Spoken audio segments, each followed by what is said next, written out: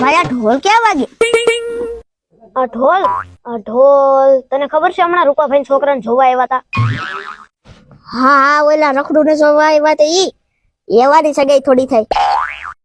એટલે ભાઈ એની સગાઈ થઈ ગઈ. એની સગાઈ થઈ ગઈ તો હામાવાળાને કઈ લાંબી બુદ્ધિ નહીં હોય. સગાઈ ભલે ને થઈ પણ એનું કઈ લાંબુ નહીં હાલે. એના લગ્ન થાય તો મને કહેજો નહીં. કોડા ઢોલ એના લગ્નનો જ વાગે છે. અને મેં તો સાંભળ્યું છે કે લગ્ન એ બહુ ધામધૂમથી કરે છે. તો ઈ ફૂગ ભેગા થવાના ધંધા. એવા ફૂલ કડી ના થઈ ને મોટા ખર્ચા કરે તો ફૂગ ભેગા નો થાય. એટલે ભાઈ એની પાસે સગવડ હોય તો જ તે ખર્ચો કરતો હોય ને. હું સગવડ હોય કાલ ખેતર પગ ઢળતો તો ઈ એને ગમે એમ કર્યું જો ટાણ બધે હારો હાર છે ને કાલ છોકરો પાવણી જાહે. હવે હારો હાર હું હોય. હવે તો પાછો વાળ. તમે શું કામ કરો? મારે 30 વીઘા જમીન છે ઘેર રાખું. હવે ખેતી વાહ હું પાકે લે ઓણ મારે 400 મણ કપાયો ભાઈ. હવે એમાં આવે ઈ દેખાય.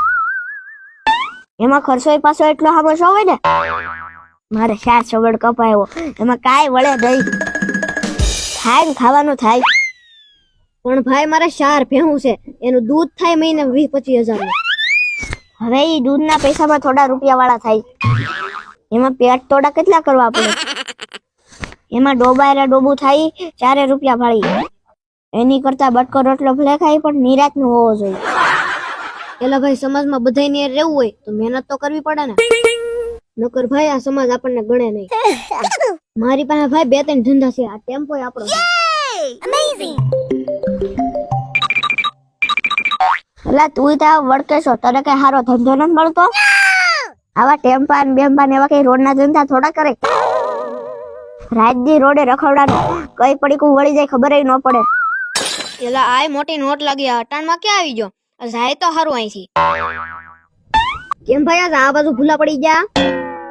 એલા ભાઈ મારે એક કાલ લગ્નમાં જવું છે ને તો 500 રૂપિયા ઉછી ના દે નહીં. ભાઈ હું કયું નો ભણગા ફિક્સો કે આવા ધંધા કરાય ને આવા ધંધા નો કરાય. મોટી પેઢી હોય એમ મંડાણો છે મને ઘુમરે નાખી દીધી. કઈક ધંધો કરતા હોય ને તો કોક પાસે આમ 500 રૂપિયા ઉછીના નો માંગવા જવા પડે.